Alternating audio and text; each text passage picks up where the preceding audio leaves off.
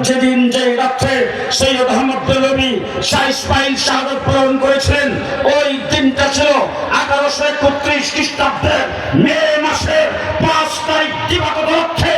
আর ২০১৩ সালে আল্লামা আহমদ শফীর বাহিনী নাস্তিকার মুরতাদদের বিরুদ্ধে সাপ্লাচত্বর লড়াই করেছেন। সেই দিনটাও ২০১৩ সালের ৫ই মে দিবাগত রাত্রে। ১৮৩১ খ্রিস্টাব্দের বালাকোটের আন্দোলন আর বাংলাদেশের আল্লামা আহমদ শফীর আন্দোলন একই সূত্রে গাথা। আজকে বাংলাদেশ স্বাধীন হয়েছে, পাকিস্তান স্বাধীন হয়েছে, হিন্দুস্তান স্বাধীন হয়েছে। স্বাধীনতার মূলে হযরত শাহ আব্দুল আজিজ মুহাদ্দিস দেহলভী রাহমাতুল্লাহ আলাইহির ফতোয়া। তারপর থেকে লড়াই শুরু হয়েছে। ২৫০ বছর আমরা লড়াই করেছি। ১৮৫৭ খ্রিস্টাব্দে সাইয়্যিদুত তায়েফা হাজী আমদাদুল্লাহ মহাজের মক্কি রাহমাতুল্লাহ আলাইহির নেতৃত্বে ইংরেজের বিরুদ্ধে ছায়া সরকার গঠিত হয়েছে। সেই সরকারের প্রধান প্রেসিডেন্ট ছিলেন দেওবন্দীয়তের পীর সাইয়্যিদুত তায়েফা হাজী আমদাদুল্লাহ মহাজের মক্কি রাহমাতুল্লাহ আলাইহি। শামিল যুদ্ধে যুদ্ধ হয়েছে। সেই যুদ্ধের প্রধান সেনাপতি ছিলেন দেওবন্দ দারুল মাদ্রাসার বাণী হুজ্জাতুল ইসলাম কাসেম নানভী রাহমাতুল্লাহ আলাইহি। আসসালামু আলাইকুম ওয়া রাহমাতুল্লাহি ওয়া বারাকাতুহু। محبتের সাথে দুরূদ শরীফ পড়ি। আল্লাহুম্মা সাল্লি আলা মুহাম্মাদ ওয়া আলা আলি মুহাম্মাদ কামা সাল্লাইতা আলা ইব্রাহিম ওয়া আলা আলি ইব্রাহিম ইন্নাকা হামিদুম মাজিদ। আল্লাহুম্মা বারিক আলা মুহাম্মাদ ওয়া আলা আলি মুহাম্মাদ كما باركت على إبراهيم وعلى آل إبراهيم إنك حميد مجيد.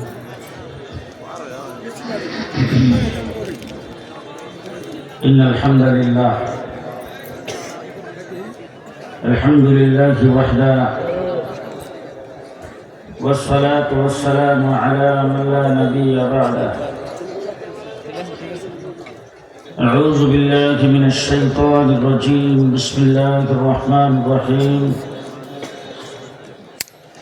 إنما يخشى الله من عباده العلماء. وقال تعالى يرفع الله الذين آمنوا منكم والذين أوتوا العلم درجات. صدق الله العظيم. وقال رسول الله صلى الله عليه وسلم أصحابي كالنجوم بأيهم اقتديتم اهتديتم. وقال عليه الصلاة والسلام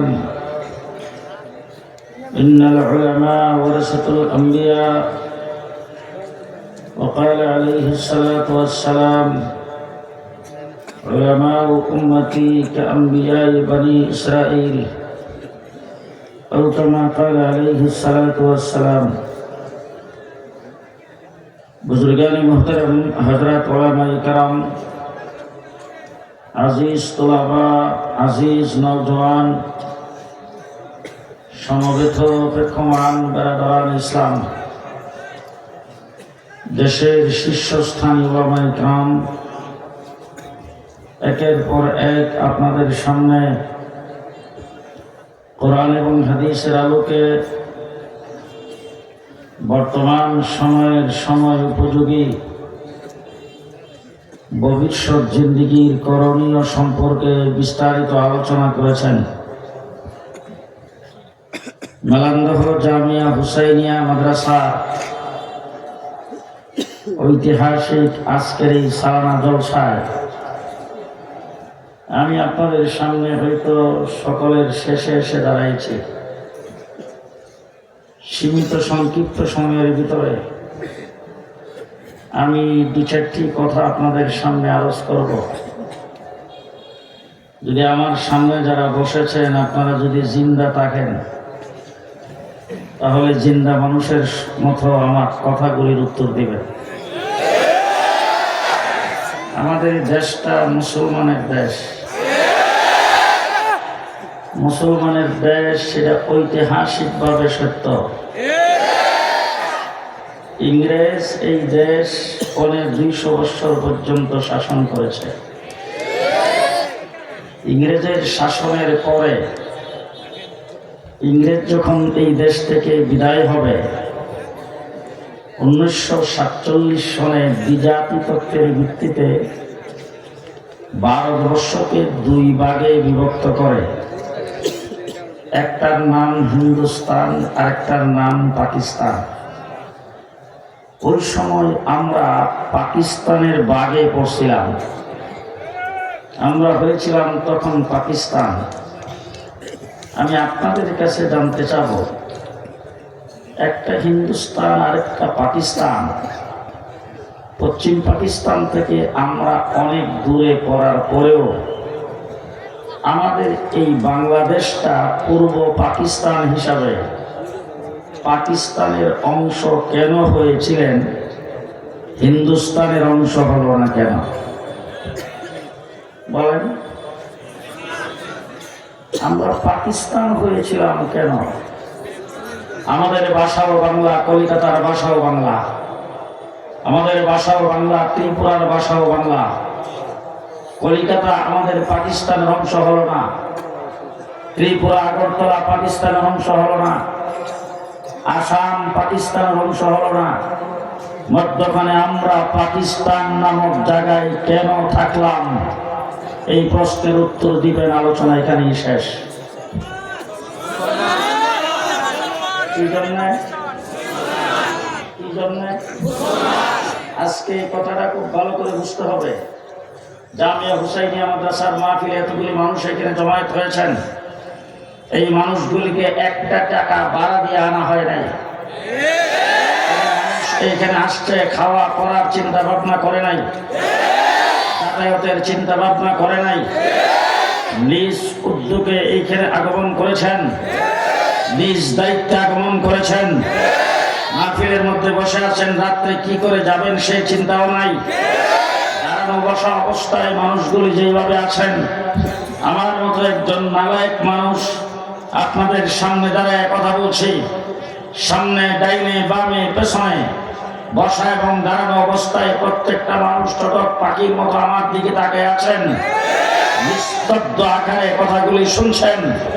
এই শান্তির রাজ বাংলাদেশে আমরাই কায়েম করেছি, কিন্তু তারপরেও গত 15 বছর এই বাংলাদেশের কোন ওয়াজ মাহফিল, ইসলামী সম্মেলন নির্দ্বিধায় হতে পারে নাই। অনুমতির যাতা করে নিষ্পেষিত করেছেন। কোন স্টেজ আমাদের জন্য নিরাপদ ছিল না, কোন মসজিদের ইমামের মেহরাব নিরাপদ ছিল না, কোন মসজিদের খতিবের মিম্বার নিরাপদ ছিল না। আজকে আমাদেরকে ভাবতে হবে আমরা কারা, আমাদেরকে কারা কিভাবে শোষণ করেছেন। 1947 সালে পাকিস্তানের অংশ আমরা হয়েছি, হিন্দুস্তানের অংশ হয় নাই। আমরা মুসলমান হওয়ার কারণে, আমরা মুসলমান, এই জন্য আমরা পূর্ব পাকিস্তান হয়েছিলাম। ঠিক কিনা বলেন? ঠিক কিনা বলেন? আমরা যদি মুসলমান না হতাম তাহলে আমরা দাদাদের অংশে থাকতাম। ঠিক কিনা? পশ্চিম পাকিস্তানিরা যখন আমাদের উপর নির্যাতন করেছেন, জুলুম করেছেন, অত্যাচার করেছেন, আমাদের অধিকার দেয় নাই, অধিকারের উপর হস্তক্ষেপ করেছেন, গণতন্ত্রকে ধ্বংস করেছেন, তখন 1971 সালে বাংলাদেশের 7.5 কোটি বাঙালি অস্ত্র ধরে পশ্চিম পাকিস্তানিদেরকে এই দেশ থেকে ভাগে আমরা দেশটা স্বাধীন করেছি, তার নাম বাংলাদেশ। সুতরাং স্বাধীনতার মূলে আমরা মুসলমান। পরিষ্কার ভাষায় বলতে চাই, যদি আমরা পাকিস্তানের অংশ না হতাম, একটু কাশ্মীরের দিকে তাকিয়ে দেখেন। 9 মাস যুদ্ধ করে, মুক্তিযুদ্ধ করে আমরা দেশ স্বাধীন করেছি। 70 বছর যাবৎ কাশ্মীর লড়াই করে আজ পর্যন্ত স্বাধীনতার মুখ দেখে নাই। আমরা যদি মুসলিম অধ্যুষিত হিসাবে পূর্ব পাকিস্তান না হতাম, আমরাও 70 বছর লড়াই করেও স্বাধীনতা অর্জন করতে পারতাম না। আজকে যারা বাংলাদেশ থেকে ইসলামকে উৎখাত করতে চায়, যারা বাংলাদেশ থেকে ইসলামকে মুছে ফেলতে চায়, যারা বাংলাদেশ থেকে ইসলামের নাম নিশা পর্যন্ত মুছে এই দেশটাকে নাস্তিকতা আমাদের করতলে নিতে চায়, তাদেরকে পরিষ্কার ভাষায় বলতে চাই, আমাদেরকে তোমরা চিনো না। আমরা কারা? আমরা ওই জাতি ইংরেজের কাছ থেকে যাদের সূর্য অস্ত যেত না, বিশ্বের সবচাইতে বড় পরাশক্তি ছিল, ইংরেজের কাছ থেকে আমরাই স্বাধীন করেছি। ইংরেজের বিরুদ্ধে এই দেশে একটু শব্দ করার সাহস কেউ পায়নি। আমি আমার কাছে বড় বড় নেতা, বড় বড় লিডারদেরকে নিয়ে আসেন, আঙ্গুলে ধরে তাদেরকে আমি দেখাই দিতে চাই, তাদের বুকে হাত রেখে মাথায় হাত রেখে বলতে চাই, ভারত উপমহাদেশ বিশাল একটি রাষ্ট্র। এই রাষ্ট্রের ভিতরে রাজনৈতিক দলের অভাব ছিল না, নেতার অভাব ছিল না, লিডারের অভাব ছিল না, জমিদারের অভাব ছিল না, বড় বড় বরেণ্য ব্যক্তির অভাব ছিল না। কিন্তু ইংরেজ যখন এই দেশে শাসন ক্ষমতা বাঁকামুক্ত করেছেন, ইংরেজের বিরুদ্ধে টু শব্দ করার মতো কোন লিডারকে পাওয়া যায় নাই, কোন নেতাকে পাওয়া যায় নাই। ইংরেজের বিরুদ্ধে সর্বপ্রথম যদি মুখ খুলে থাকেন, হুঙ্কার দিয়ে থাকেন, আমার একজন আলেম দিয়েছেন, তার নাম আব্দুল আজিজ প্রেসিডেন্ট। 1802 খ্রিস্টাব্দে দিল্লির জামে মসজিদের মিম্বর থেকে ঘোষণা দিয়েছেন, ভারতবর্ষের মুসলমানেরা কান খুলে শোনো, তোমরা পরাধীন হয়ে গেছো, শত্রু কবলিত দেশ ভারত, দারুল হরব হয়ে গেছে ভারত। এই ভারতকে ইংরেজ থেকে স্বাধীন করার জন্য মুক্তিযুদ্ধ করা প্রত্যেক মুসলমানের জন্য ফরজ।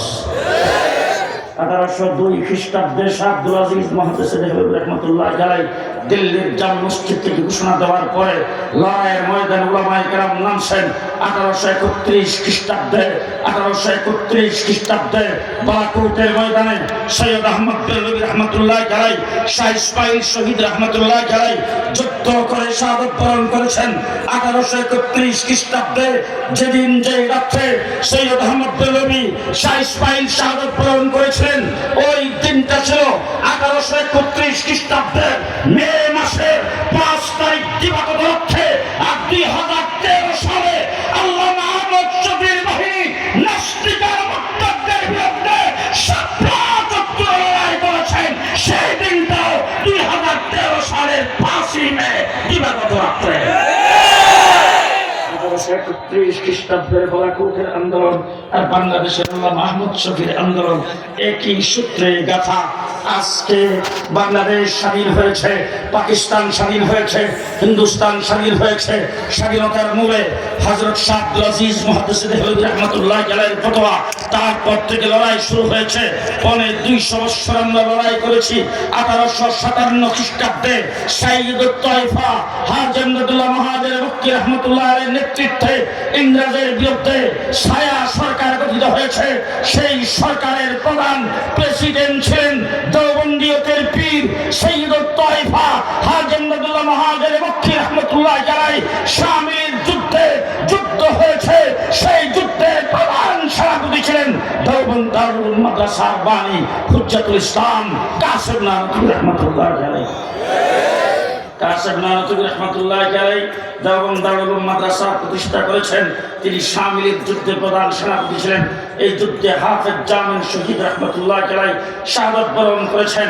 তারপরে 1831 থেকে 1866 পর্যন্ত আলেম উলামায়ে কেরামকে যেভাবে হত্যা করা হয়েছে, ইতিহাস প্রমাণ করেছে। 3.5 লক্ষ আলেমকে আগুনে পোড়ায়া, পানিতে ডুবায়া, ফাঁসির কাস্টে ঝুলায়া তারপরে হত্যা করা হয়েছে।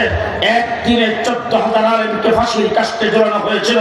ঢাকার ভিক্টোরিয়া পার্কের থেকে শুরু করে দিল্লির চাঁদনী চক পর্যন্ত রাস্তার 2 ধারে, আমাদের ঢাকা টু আরিচা, আরিচা টু মামলা, এই রাস্তার 2 ধারে এমন কোন গাছ ছিল না যেই গাছে আলেমদের লাশ ঝুলে নাই, যেই গাছে মাসের পর মাস আলেমদের লাশ ঝুলে সেখানে সুটকি হয় নাই।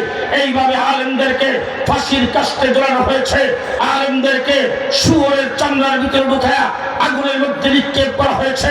আলেম নিধন করে এই দেশ থেকে যদি ইসলাম বিদায় করতে চেয়েছে, হযরত কাসেম নানতুবি রহমতুল্লাহ আলাইহি, রশিদ আহমদ গঙ্গোহী রহমতুল্লাহ আলাইহি যারা বেঁচে ছিলেন, তারা পরামর্শ করে যুদ্ধের জন্য, দেশ স্বাধীনের জন্য, ইসলামিক তাহজিব তামাদ্দুনকে টিকিয়ে রাখার জন্য বাংলাদেশে মাদ্রাসা প্রতিষ্ঠা করেছেন। সেই মাদ্রাসার প্রথম উস্তাদ নাম হলো মোল্লা মাহমুদ, প্রথম ছাত্র তার নাম হলো মাহমুদুল হাসান। হযরত মাহমুদুল হাসান দেওবন্দি রাহমাতুল্লাহ আলাইহি এই আনার গাছের নিচে বসে সর্বপ্রথম আলিফ বা তাসা সবক নিয়েছেন। সেই ব্যক্তি কালক্রম হয়েছেন শাইখুল আরব এবং আজম, শাইখুল আলম, শাইখুল হিন্দ মাহমুদুল হাসান দেওবন্দি রাহমাতুল্লাহ আলাইহি। সেই মাহমুদুল হাসান দেওবন্দি রাহমাতুল্লাহ আলাইহি তিনি যদি মালটার জেলখানায় জেল না খাটতেন, মাহমুদুল হাসান দেওবন্দি রাহমাতুল্লাহ আলাইহি ইংরেজের বিরুদ্ধে যদি যুদ্ধের ফতোয়া না দিতেন, মাহমুদুল হাসান দেওবন্দি রাহমাতুল্লাহ আলাইহি যদি রেশমি রুমাল আন্দোলন না করতেন, তাইলে এই দেশ স্বাধীন হতো না, একত্র বাংলাদেশ হতো না। স্বাধীনতার মূলে আমরা যুদ্ধ জাহাদ আমরা করেছি। মাহমুদুল হাসান দেওবন্দি রাহমাতুল্লাহ আলাইহি মালটার জেলখানার ভিতরে ছিলেন। হযরত হুসাইন আহমদ মাদানী রাহমাতুল্লাহ আলাইহি তার সাগরিদ, তিনিও তার সঙ্গে স্বেচ্ছায় কারাবরণ করেছেন। জেলখানার ভিতরে উস্তাদের খেদমতের জন্য ছিলেন। মাহমুদ হাসান দেওবন্দি যখন ইন্তেকাল হয়েছে, দেওবন্দে পর্দার ভিতরে তার লাশ যখন নেওয়া হলো, লাশ দোয়াইবার জন্য যারা দোয়াইতে গিয়েছিলেন তারা শরীর থেকে কাপড় সরাইবার পরে চিৎকার করে সেখান থেকে বের হয়ে আসছেন। লোকজন জিজ্ঞাসা করেছেন কি হয়েছে, বলে শেখের শরীর থেকে কাপড় খোলার পরে আমরা দেখেছি তার পিঠের মধ্যে আর কোমরের মধ্যে চামড়াও নাই, গোশতও নাই, শুধু হাড্ডি। সকলেই তখন কান্না শুরু করে দিয়েছেন। এই লাশকে প্রকাশ করবে, হাড্ডি কি জন্যে, চামড়া পুরা কি জন্যে, গোশত কি জন্যে নাই। তখন হুসাইন আহমদ মাদানী কলকাতায় ছিলেন। তিনি কলকাতা থেকে রওনা হয়েছেন, জানাজায় অংশগ্রহণ করার জন্য যাবেন। তিনি যাওয়ার পরে সকলে জিজ্ঞাসা করেছেন হুজুরের এই অবস্থা কেন, শেখের অবস্থা কেন। হুসাইন আহমদ মাদানী তখন যার কথা কাঁদতে শুরু করেছেন, চোখের পানি সারতে সারতে হুসাইন আহমদ মাদানী বলেছিলেন, আমার উস্তাদ যখন মালটার জেলখানার ভিতরে ছিলেন, প্রত্যেক দিন রুম থেকে বের করে তাকে নেওয়া হতো, নিয়ে লোহার শিক গরম করে তার কোমরের পিঠের মধ্যে লাগানো হতো। তিনি বেহুশ হয়ে দেখেন, যখন তাদের নির্যাতন করে বেহুশ কিছুক্ষণ থাকার পরে যখন আবার হুশ হইতেন, তখন ইংরেজ তাকে বলতেন, তুমি যে ফতোয়া দিয়েছ মুসলমানদেরকে ইংরেজের বিরুদ্ধে যুদ্ধ করা ফরজ, এই ফতোয়া তুমি উদ্ধ করো। হুসাইন আহমদ মাদানী বলতেন, তোদের নির্যাতনে আমার যদি মৃত্যু হয়, মৃত্যুর দ্বারে যায় বলবো, তোরা যদি আমার ফাঁসির কাছে তোমার ফাঁসির মঞ্চে যায় বলবো ইংরেজের বিরুদ্ধে যুদ্ধ করা ফরজ। এই হলো আমাদের আকাবের। আমাদেরকে আজকে একটা জিনিস ভালো করে চিনতে হবে এবং বুঝতে হবে। আকাবের ওলামায়ে কেরাম এখানে বসে আছেন, যদি আপনারা আমার কথাটাকে সমর্থন করেন, তাহলে আপনারা সকলেই আমাকে সমর্থন দিয়ে আমার কথাটার প্রতি সমর্থন জানাবেন। আমাদের পরিচয় হলো আহলে সুন্নাত ওয়াল জামাত, হানাফি, দেওবন্দি।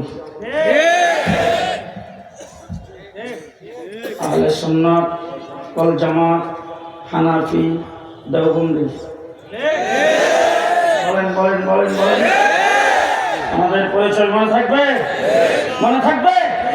আজকে হযরত মাওলানা মুফতি শামসুদ্দিন এই মাদ্রাসার মুহতামিম, এটা তার কোনো ক্রেডিট না, আমাদের বুজুর্গান দ্বীনের ক্রেডিট। তারা চারা গাছ লাগিয়ে গেছেন, আজকে তার মাধ্যমে আল্লাহ পাক খেদমত দিচ্ছেন। আজকে জামিয়া হুসাইনিয়া মাদ্রাসা যখন আর গাছের নিষিদ্ধ মাদ্রাসা না হতো, জামিয়া হুসাইনিয়া হতো না। আজকে শুধু ভারতবর্ষে নয়, বাংলাদেশে নয়, পাকিস্তানে নয়, গোটা পৃথিবীর প্রায় অর্ধেকটা পৃথিবী আমি ঘোরাফেরা করি, বিদেশ গিয়েছি, যে সমস্ত দেশে আমাদের মুসলিম রাষ্ট্র না, আমেরিকাতে যায় দেখেন কওমি মাদ্রাসার জাল বিস্তার হয়েছে, যাই দেখেন লন্ডনে কওমি মাদ্রাসার জাল বিস্তার হয়েছে। এই ইংল্যান্ডের রাজধানী লন্ডনে বর্তমানে কওমি দাওরে হাদিস পর্যন্ত মাদ্রাসা 100-র উপরে।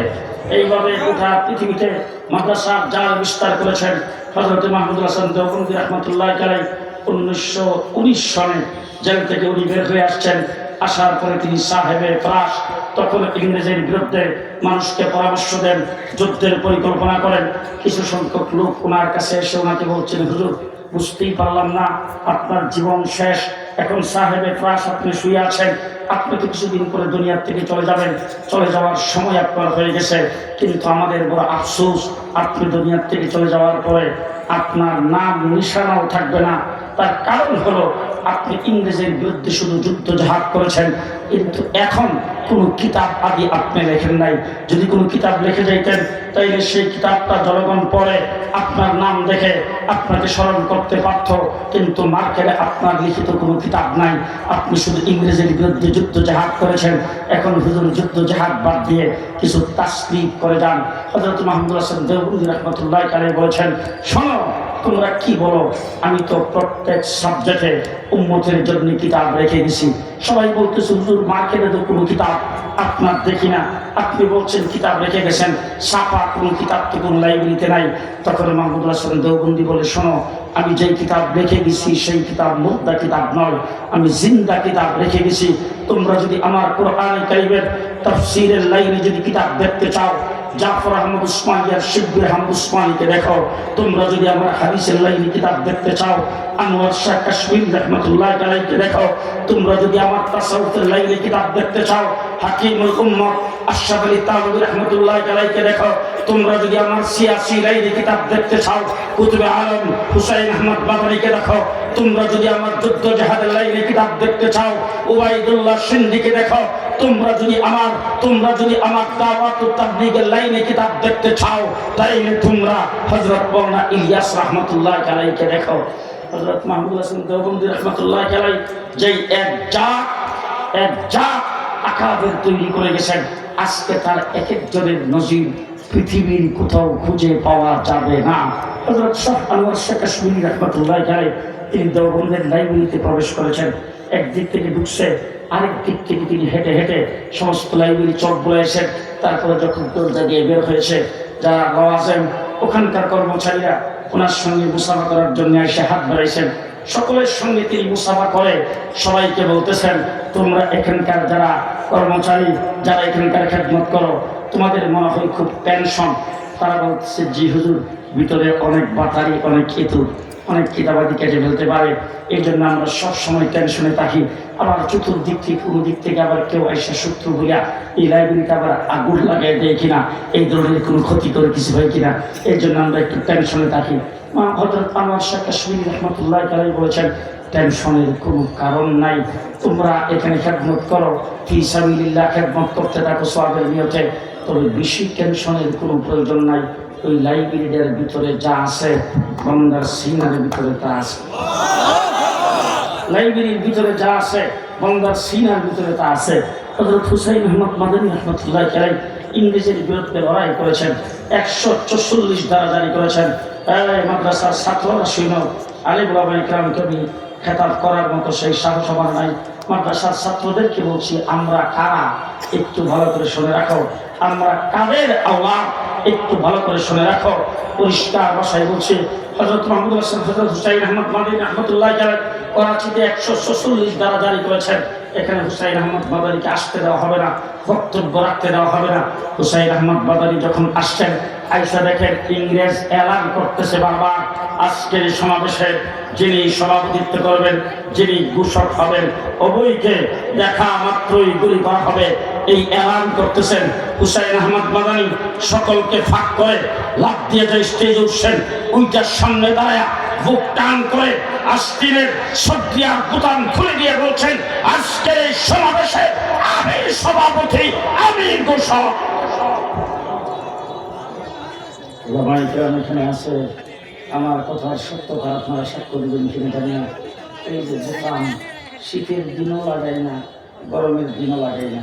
হুসাইন আহমদ মাদানী রাহমাতুল্লাহ আলাইহি ওই করাচি 144 ধারা ভঙ্গ করে বোতাম খুলে দিয়ে তারপরে ইংরেজের বন্দুকের গুলির সামনে বুক টান করে দাঁড়িয়েছিলেন।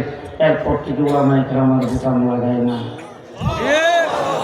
আজকে তোমরা এই কুত্তার নাম দিয়েছ মুজিব কোট।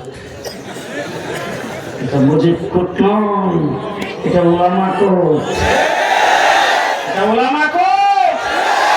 আল্লামা শামসুল হক ফরিদপুরি রাহমাতুল্লাহ আলাইহি এই কোট গায়ে দিয়ে আসছেন। শেখ মুজিব দেখে বলছেন, হুজুর আপনার কুটটা বড় মানাইছে, খুব সুন্দর লাগে। শামসুল হক ফরিদপুরি রাহমাতুল্লাহ আলাইহি নিজের গায়ের থেকে কুটটা খুলে শেখ মুজিবের পরায় দিয়া তারপরে বলো দাঁড়া উঠা। দাঁড়াইছে বলে শামসুল হক ফরিদপুরি বলতেছেন, তোর গায়েও খুব মানাইছে, তোরও খুব সুন্দর লাগে। এই কথা বলে কুটটা দিয়েছিলেন শামসুল হক ফরিদপুরি রহমতুল্লাহি আলাইহি।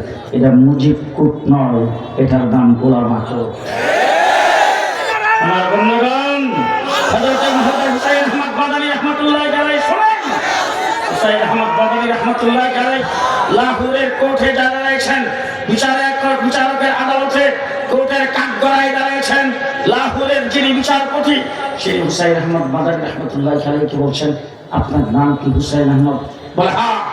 আপনার বিরুদ্ধে অভিযোগ হলো আপনি নাকি ইংরেজের বিরুদ্ধে ফতোয়া দিয়েছেন, ইংরেজের মিলিটারিতে ভর্তি হওয়া মুসলমানের সন্তানের জন্য হারাম। হুসাইন আহমদ মাদানী কাঠগড়ায় দাঁড়ায় বলতেছেন, ফতোয়া আগেও দিছি, এখনো দিচ্ছি, সামনেও দেব।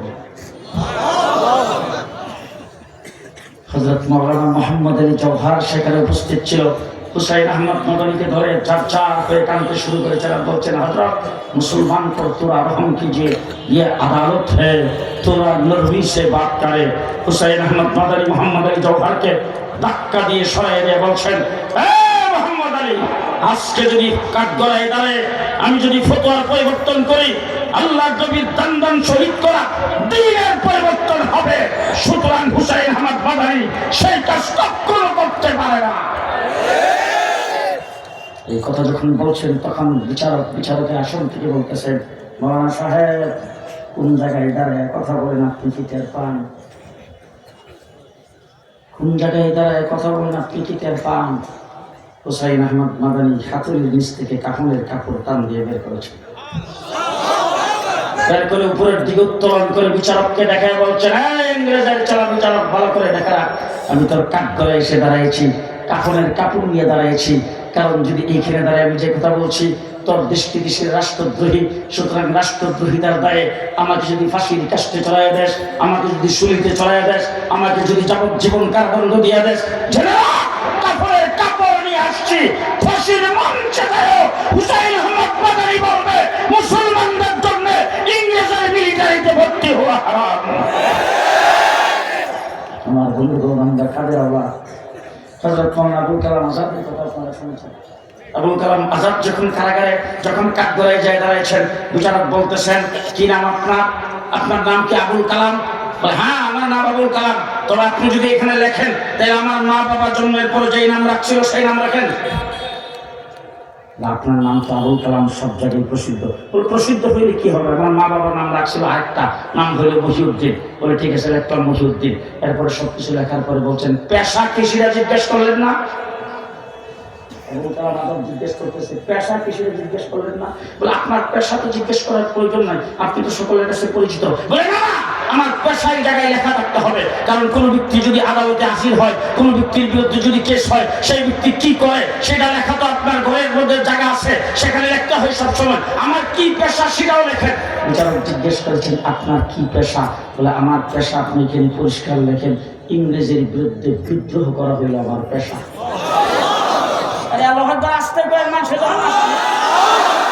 ইংরেজের বিরুদ্ধে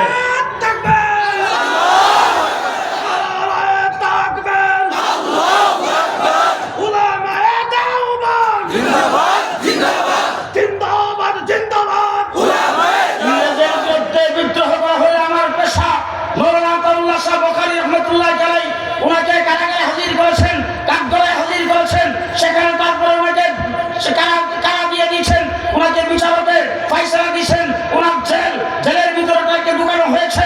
এরপরে জেল কর্তৃপক্ষকে ওখানে জেল কর্তৃপক্ষ এবং ইংরেজ কর্তৃপক্ষ তার সঙ্গে সাক্ষাৎ করতে গেছেন জেলখানার ভিতরে যাই। তারপরে বলতেছেন, হুজুর এই যে ধরেন কাগজটা, এই কাগজের মধ্যে 10 বিঘা জমি আপনার জন্য বরাদ্দ, এই জমিটা আপনি পেয়ে যাবেন।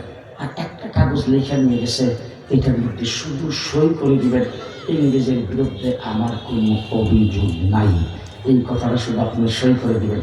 হযরত আতাউল্লাহ শাহ বুখারী কাগজটা হাতে নিছেন, এরা মনে করছে সই হবে। তারপরে কাগজ নিয়ে একটু একটু টুকরা টুকরা করে সবগুলি যে সিরা তারপরে নিচে ফেলায়, তারপরে ফাউ দিয়া এইভাবে ইংরেজের সামনে সেগুলিকে ফাউ দিয়া মরায়া মাটির সাথে মিশিয়ে বলছেন, চা তোদের কাগজপত্র নিয়ে, তোদের কাগজপত্র আমি মানি না, আমি ফাঁসির কাস্টে যাইও বলবো ইংরেজের বিরুদ্ধে যুদ্ধ করা লাগবে। এই হলো আমাদের আখড়াদের আমার বন্ধুগণ মুফতি ফজলুল কাবি শেখুল হাদিস উলামা আজিজুল হক তাদেরকেও জেলখানার ভিতরে দিয়েছে। আমি অদম তাদের সাথে ছিলাম। কি পরিমাণ চাপ সৃষ্টি করা হয়েছে সেটা আমার চোখের সামনে। ১.৫ মাস ২০২১ সালে বর্তমান ব্রিটিশ সরকারের জালেম সরকারের কারাগারে ১.৫ মাস রিমান্ডে ছিলাম। ডিবি অফিসে কি অত্যাচার করেছেন আপনাদের সামনে সেগুলি বর্ণনা করে আমি আমার বক্তব্য বর্ণনা করতে চাই না, শুধু এইটুকু বলতে চাই। আমার চোখ বেঁধে কলমটা হাতে দিয়ে বলছেন এখানে সই করেন। আমি বললাম চোখটা খুলে তারপরে কথা বলতেছি। চোখ খোলার পরে তখন বললাম আপনাদের সর্বশেষ কাজটা হলো করস ফায়া, এটা যাই নাই, আমি এইখানে আসছি। সুতরাং আমার কাছ থেকে মিথ্যা কোনো কিছু লেখে ২৭ পৃষ্ঠা লেখা আনছেন, মিথ্যা কোনো কিছু লেখে এখান থেকে সই নেবেন। আমি সেই বাবার সন্তান নয়, আমি সই করব না। ২ বছর পর্যন্ত কারাগারে ছিলাম। ফাঁসির সেলের ভিতরে ২ বছর রাখা হয়েছে আমাকে, মাওলানা মামুনুল হককে, বড় বড় উলামায়ে ইকরামকে এইভাবে জেলের ভিতরে বৎসরের পর বৎসর রাখা হয়েছে আমাদেরকে। আমাদের কি অপরাধ ছিল? কোনো অপরাধ ছিল না, শুধু একটাই অপরাধ, একটা মূর্তি লাগাইবার বিরুদ্ধে কথা বলেছিলাম। আর আল্লাহর এই কুদরত, গত ৫ই আগস্টে ১ ঘন্টার ভিতরে বাংলাদেশের সমস্ত মূর্তি উৎখাত হয়ে গেছে। বাংলাদেশে আর কোথাও মুক্তি নাই। আছে মুক্তি? আছে মুক্তি? মুক্তি আর কোথাও নাই। আমি আজকে আপনাদের সামনে আমি খুব অসুস্থ অবস্থায় আর প্রোগ্রাম আমার ছিল সেইগুলি সব বাদ দিয়া শামসুদ্দিন আমার বড় স্নেহভাজন তার কথায় আপনাদের কথা চিন্তা করে এখানে আগমন করেছি। শেষ কথা আমি আপনাদের সামনে যেটা বলবো, আমার বন্ধুগণ, এই দেশকে ইংরেজ থেকে আজাদ করেছি আমরা, দেশের স্বাধীনতা চিনে এনেছি আমরা। উলামায়ে কেরাম কোনো কাজে কোনো সময় পিছিয়ে থাকে নাই, দেশ গড়ার কাজে সবসময় তারা অগ্রণী ভূমিকা পালন করেছেন। আজকের বাংলাদেশ পরিষ্কার ভাষায় বলতে চাচ্ছি, আজকের জনসমুদ্রে বিএনপি জামাত সহ অপরাপর বিরোধী দল যারা ছিলেন তারা বিভিন্নভাবে হয়রানির শিকার হয়েছে, নির্যাতিত হয়েছে। তাদের অনেককে গুম করা হয়েছে, অনেককে গুলি করে হত্যা করা হয়েছে, অনেককে নির্যাতন করে হত্যা করা হয়েছে। বৎসরের পর বৎসর জেলখানায় ছিলেন। হাজার হাজার নেতা কর্মী আপনাদের জেলখানার ভিতরে ছিল, হাজার হাজার মামলা আপনাদের বিরুদ্ধে দেওয়া হয়েছে। আমরা ১০০ বার স্বীকার করি, দুঃখ প্রকাশ করি, প্রতিবাদ জানাই, পরিষ্কার ভাষায় বলতে চাই, আপনাদের ১৫ বৎসরের সমস্ত নির্যাতন একত্রিত করলে আলেমদের এক রাত্রের শাপলা চত্বরের সমান হবে না। শাপলা চত্বরে আমরা ১ সাগর রক্ত দিয়েছি। ২০২১ সালে ছাত্ররা কোঠার বিরুদ্ধে আন্দোলনে নামছেন। কওমি মাদ্রাসার ছাত্রদের জন্য কোঠার কোনো প্রয়োজন নাই, কিন্তু তারা আমাদের ভাই। তাদের বুক বরাবর যখন গুলি চালানো হয়েছে, আমার কওমি মাদ্রাসার ছাত্র একজন ঘরে বসে থাকে নাই, রাস্তায় নেমে আমরাও ৮৪ জন শহীদ হয়েছি। দেশ গঠনের যখন প্রয়োজন হয়েছে, যখন আওয়ামী ফেসিবাদ মুদির কুলে বসে বাংলাদেশের সংখ্যালঘুদের উপর নির্যাতন হচ্ছে, এই দোয়া যখন তোলা শুরু করে দিয়েছেন, সংখ্যালঘুদের স্থাপনা তাদের মন্দির, কওমি মাদ্রাসার ছাত্র শিক্ষকেরা পাহারা দিয়েছেন। আজকে বাংলাদেশে যখন এই দেশের যে কোনো দিক থেকে দেশের উপর কোন আক্রমণ আসে, ভারত থেকে যদি দেশের স্বাধীনতার বিরুদ্ধে কোন প্রকার চক্রান্ত করা হয়, লড়াই বাংলাদেশে আমরা করব। তবে একটি কথাই পরিষ্কার আপনাদের সামনে শেষ কথা বলতে চাই, ৫৪ বৎসর হয়েছে বাংলাদেশ স্বাধীন হয়েছে। সর্বপ্রথম সোনার বাংলা আমরা দেখেছি, এরপরে আসতো নতুন বাংলা, তারপরে হলো সবুজ বাংলা। লেডি প্রধানমন্ত্রী এসে সর্বপ্রথম ঘোষণা দিয়েছেন মডার্ন বাংলাদেশ, তারপরে বলছেন আধুনিক বাংলাদেশ, এরপরে বলছেন ডিজিটাল বাংলাদেশ, সর্বশেষ বলছেন স্মার্ট বাংলাদেশ। সব কিছু দেখা শেষ। লড়াই করে ১৫ বৎসরে রক্ত দিয়ে যা বারবার বলছেন খেলা হবে, তা কিন্তু খেলার মাঠে পুলিশ নিয়ে আসছেন, পুলিশের অস্ত্রের বিনিময়ে খেলছেন। ১৫ বৎসর আমরা খেলার মাঠে ছিলাম তোমাদের সাথে, তোমরা পুলিশের অস্ত্রের বিনিময়ে আমাদের উপর নির্যাতন করে খেলা করেছ। আজকে পুলিশ তোমাদের সাথে নাই, আসো দেখি কত দানে কত চাউলে বা তোমাদেরকে দেখা দেয়। বলতে চাই ১.৫ মাস রিমান্ডের ভিতরে আমাকে অন্তত 50 বার দৈনিক গালি দিত, তুই পাকিস্তানি রাজাকার, তুই পাকিস্তানি রাজাকার, তোর উস্তাদ শাইখুল হাদিস রাজাকার, তোর উস্তাদ মুফতি আমিন রাজাকার, তোর উস্তাদ হাফিজ হুজুর রাজাকার, এই বলে আমাকে দৈনিক অন্তত 50 বার গালি দিতেন। আমি জিজ্ঞেস করতে চাই, একদিনের জন্য পাকিস্তান যাই নাই, পাকিস্তানের পাসপোর্ট, আমার পাসপোর্টে পাকিস্তানের কোনো ভিসা নাই, পাকিস্তানের কোনো সিল নাই, জীবনে কোনোদিন পাকিস্তান যাবো কিনা সেটাও সন্দেহ। আমরা তো পাকিস্তানি রাজাকার নয়। এখন জিজ্ঞেস করতে চাই, তোমরা যে বক্তৃতায় বলতা পালাবো না, এখন গেলা কোথায়? এখন গেলা কোথায়? পরিষ্কার ভাষায় বলছি, আমরা পাকিস্তানি রাজাকার নয়, তোমরা সবাই ইন্ডিয়ান রাজাকার। ইন্ডিয়ান রাজাকারদের জন্য বাংলাদেশ ক্ষতিকর। আজকে পদে পদে বাংলাদেশের বিরুদ্ধে ষড়যন্ত্র, ইন্ডিয়া বসে ষড়যন্ত্র হচ্ছে। পরিষ্কার ভাষায় বলতে চাই, সকল বাংলা দেখা শেষ। গত জুলাই আগস্টের বিপ্লবে যেই দেশ নতুন করে স্বাধীন হয়েছে, আজকে জামিয়া হুসাইনিয়ার ঐতিহাসিক জনসমুদ্রে আপনাদের কাছ থেকে একটা ওয়াদা নিতে চাই, যদি মাঠে নামতে হয় কাপড় বেঁধে তাহলে মাঠে নামতে প্রস্তুত। আগামী দিনে এই বাংলাকে ইসলাম বাংলা করতে চাই।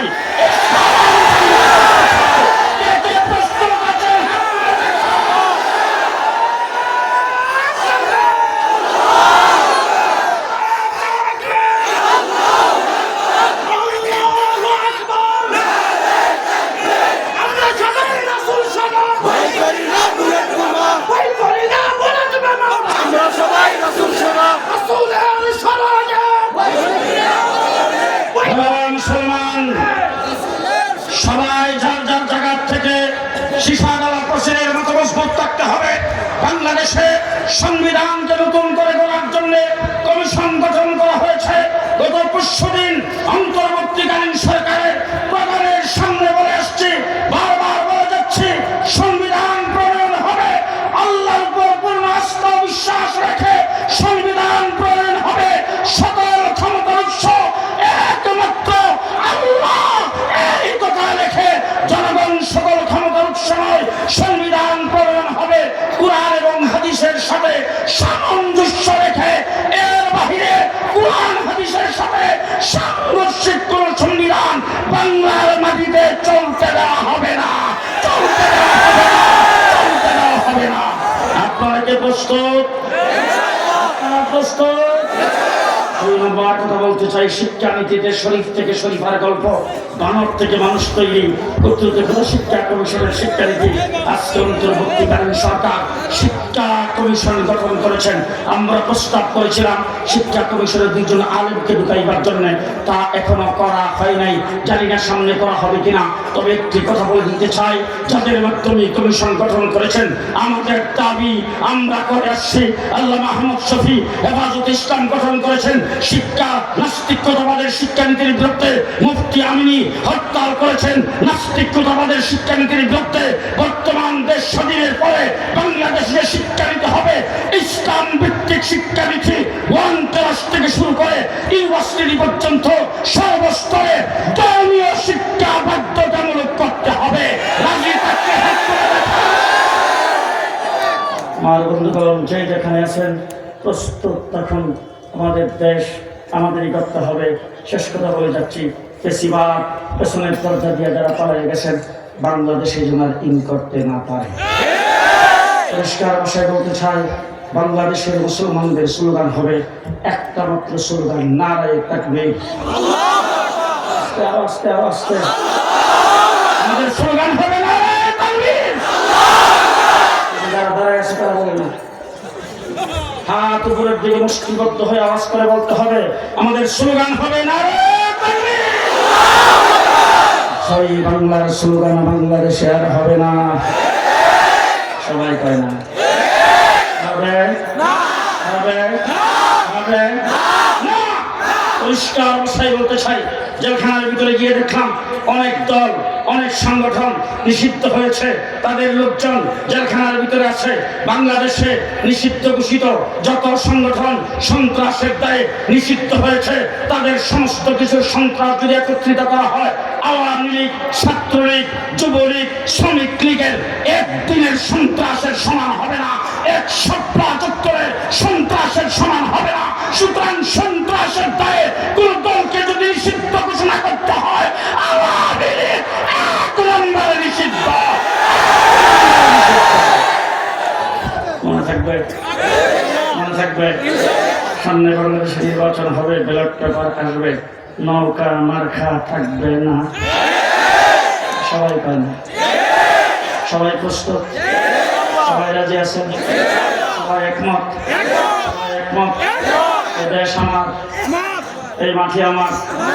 ইসকনের মাধ্যমে দেশের স্বাধীনতার বিরুদ্ধে কাজ করবেন, ভারত থেকে পুশিং দিবেন, স্বাধীনতা বিরোধীরা এই দেশে ঢুকে দেশের স্বাধীনতাকে বিপদে ফেলবে, দেশের মানুষকে বিপদে ফেলবে, রাষ্ট্রদ্রোহী কার্যক্রম করবে।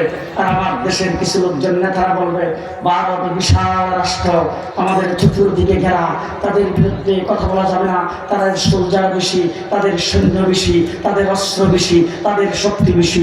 পরিষ্কার ভাষায় বলতে চাই, আমরা বদরের 313 জনের উত্তরসূরি। একটা কথাই বলবো, ভারতের মোদী সাহেবকে একটু মেহরবানি করে আফগানিস্তানের দিকে তাকাও।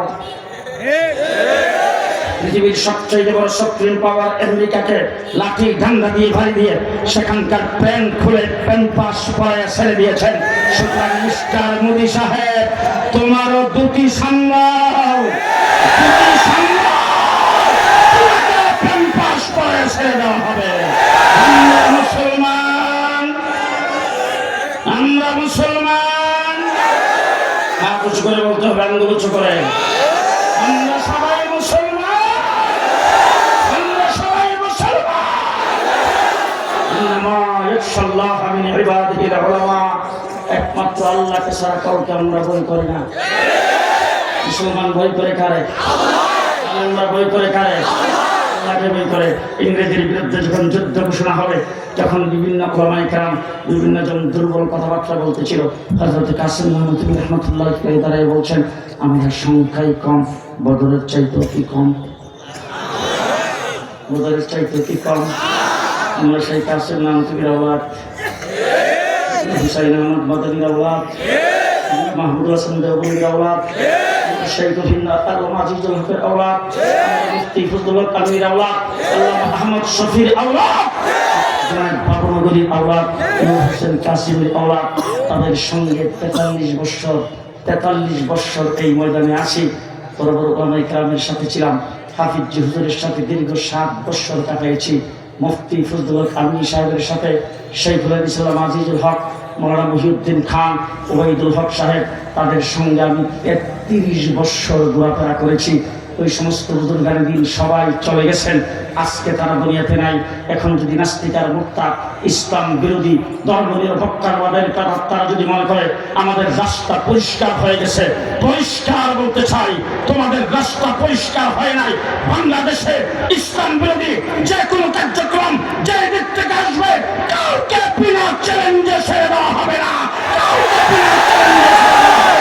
আমি আপনাদের কাছে জানতে চাই, আলেমদের সাথে কে কে আছেন? সবাই আলেমদের সাথে থাকবেন তো? থাকবেন তো আলেমদের সাথে?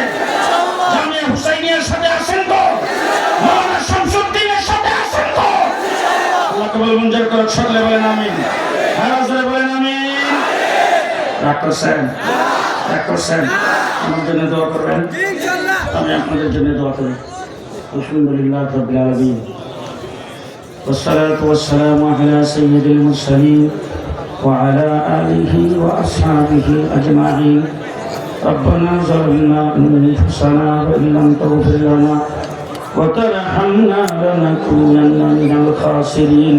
আল্লাহ এই মজমাকে কবুল করো, আল্লাহ এই জনসমুদ্রকে কবুল করো, আল্লাহ আমাদের আমাদের সকলকে আজকের এই মাহফিল নাজাতের জরিয়া বানিয়ে দাও। আসলের কঠিন ময়দানে এই মাহফিলে যারা অংশগ্রহণ করেছেন আল্লাহ সকলকে আরশের ছায়ার নিচে জায়গার ব্যবস্থা করে দাও। এই মাহফিল আমাদের সকলের জন্য হেদায়েতের জরিয়া বানিয়ে দাও, অত এলাকার জন্য হেদায়েতের জরিয়া বানিয়ে দাও, মা বোনদের জন্য হেদায়েতের জরিয়া বানিয়ে দাও। আল্লাহ গোটা বাংলাদেশের জন্য হেদায়েতের জরিয়া বানিয়ে দাও। ইয়া আল্লাহ ইয়া আরহামার রাহিমিন, আমার ভাইরা যারা এখানে উপস্থিত হয়েছেন, প্রথমে আসছিল এখন নাই, আল্লাহ শেষ পর্যন্ত যারা রয়েছেন আল্লাহ প্রত্যেকে দাঁড়ানো বসা অবস্থায় পর্দার আড়ালে যত মা বোনেরা আছেন আল্লাহ মেহেরবানি করে সবাইকে মাফ করে দাও। আল্লাহ সবাইকে মাফ করে দাও। আল্লাহ সবাইকে মাফ করে দাও। জিন্দগির সমস্ত গুণাগুলি মাফ করে দাও। আল্লাহ আমাদের সবাইকে পাক ও পবিত্র বানায় দাও। আল্লাহ আমাদের মধ্যে গানকে মাফ করে দাও। আমাদের মা বাবাকে মাফ করে দাও। মাদ্রাসায় যারা দান করেছেন দানের খবর শোনার মদিনায় পৌঁছায় দাও। আল্লাহ এই জামিয়া হুসাইনের মেলান্দহকে আল্লাহ তুমি দ্বীনের মার্কাজ হিসেবে কবুল করো। আল্লাহ দ্বীনের মার্কাজ হিসেবে কবুল করো। এই মাদ্রাসা থেকে দ্বীনের রাহবর, দ্বীনের মুবাল্লিগ, দ্বীনের দাঈ, দ্বীনের মুজাহিদ আল্লাহ তুমি তৈরি করে দাও। ইয়া আল্লাহ আমাদের দেশের প্রতি রহমত নাজিল করো। আমাদের দেশের প্রতি রহমত নাজিল করো। আমাদেরকে ইসলাম নিয়ে, দ্বীন নিয়ে, কোরআন নিয়ে বেঁচে থাকার তৌফিক দান করো। আলেম উলামায়ে কেরামের অনুকরণ করার তৌফিক দান করো। আল্লাহ দেশের উলামায়ে কেরামকে এক এবং নেক বানায় দাও। ইয়া আল্লাহ ইয়া আরহামার রাহিমিন, আমাদের দেশকে আল্লাহ তুমি রাষ্ট্রদ্রোহীদের হাত থেকে হেফাজত করো, নাস্তিকদের হাত থেকে হেফাজত করো। ইয়া আল্লাহ রাষ্ট্রবিরোধীদের হাত থেকে হেফাজত করো, স্বাধীনতা বিরোধীদের হাত থেকে হেফাজত করো, ইসলাম বিরোধীদের হাত থেকে হেফাজত করো, নাস্তিক আর মুক্তদের হাত থেকে দেশকে তুমি হেফাজত করো। ইয়া আল্লাহ ইয়া আরহামার রাহিমিন, আমাদের মধ্যে যারা বিমারি সকল বিমারিদের শিফা করে দাও। আল্লাহ করজদারের করজ আদায় করার তৌফিক দাও। হাজত মন্দের হাজত পুরা করে দাও। পেরেশান হালদের পেরেশানি দূর করে দাও। ইয়া আল্লাহ মুসিবত ওদের মুসিবত থেকে উদ্ধার করে দাও। আসমানি জমিনি বালা মুসিবত থেকে আমাদেরকে হেফাজত করো। ইয়া আল্লাহ যে যেখান থেকে আগমন করেছেন প্রত্যেককে যার যার গন্তব্যস্থানে সহি সালামতে পৌঁছায় দাও। ইয়া আল্লাহ ইয়া আরহামার রাহিমিন, আল্লাহ কেউ যদি কোনো খাস মকসুদে হাত উঠায় থাকে আল্লাহ তার দিলের মাকাসিদ তুমি পুরা করে দাও। আল্লাহ আমাদের সবাইকে রাস্তাঘাটের অ্যাক্সিডেন্ট থেকে বাঁচাও, দুষ্টের দুষ্টামির থেকে বাঁচাও, সন্ত্রাসের সন্ত্রাসীর থেকে বাঁচাও, চুরি ডাকাতির থেকে বাঁচাও, বদনজর থেকে বাঁচাও, জিন শয়তান মানুষ শয়তান থেকে বাঁচাও। ইয়া আল্লাহ ইয়া আরহামার রাহিমিন, তোমার রহমতের ছায়া তুমি আমাদেরকে দান করো। আল্লাহ গোটা বাংলাদেশের নুরানি মক্তব থেকে শুরু করে জামিয়া পর্যন্ত যতগুলি কওমি মাদ্রাসা সমস্ত মাদ্রাসাগুলিকে আল্লাহ তুমি হেফাজত করো। ইয়া আল্লাহ মাদ্রাসাগুলিকে দিন দিন তুমি তারাক্কি দান করো। ইয়া আল্লাহ ইয়া আরহামার রাহিমিন, সামনে আসতেছে তঙ্গিল বিশ্ব ইজতেমা 31 জানুয়ারি 1-2 ফেব্রুয়ারি, আল্লাহ এই ইজতেমাকে তুমি কবুল করো। সারা বিশ্বের মুসলমানদেরকে এখানে হাজির হওয়ার তৌফিক দান করো। সমস্ত রকাওয়াত তুমি দূর করে দাও। তাবলীগের ফিতনা থেকে আমাদেরকে হেফাজত করো। দ্বীনি কাজে আল্লাহ আমাদেরকে বেশি বেশি করে মনোনিবেশ করার তৌফিক দান করো। আমাদেরকে দ্বীনের খাদেম বানিয়ে দাও। যতদিন দুনিয়াতে বেঁচে থাকবো দ্বীনের খেদমত করতে পারি সে তৌফিক দান করো। আল্লাহ দ্বীনের খাদেমের লিস্টিতে আমাদের নামটা লিখে দাও। আল্লাহ দ্বীনের খেদমত করার জন্য আমাদের যত আসবাব পত্রের প্রয়োজন আল্লাহ তুমি গায়বী খাজানা থেকে ব্যবস্থা করে দাও। রব্বানা তাকাব্বাল মিন্না ইন্নাকা আনতাস সামিউল আলিম ওয়া তুব আলাইনা ইন্নাকা আনতাত তাওয়াবুর রহিম। সুবহানা রাব্বিকা রাব্বিল ইজ্জাতি আম্মা ইয়াসিফুন ওয়া সালামুন আলাল মুরসালিন والحمد لله رب العالمين।